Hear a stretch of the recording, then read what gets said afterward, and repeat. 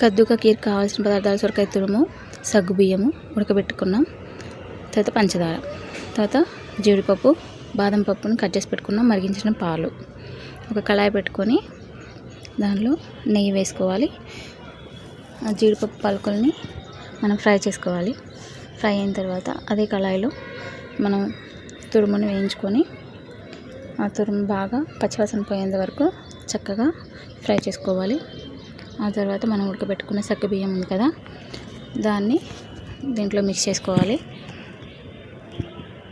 Mix చేసుకున్న తర్వాత పంచదార కూడా వేసుకొని బాగా మిక్స్ చేసుకోవాలి. తర్వాత పాలు, మరిగించిన పాలను పోసుకోవాలి. పోసుకున్న తర్వాత వీటిని కొంచెం బాయిల్ చేయాలి.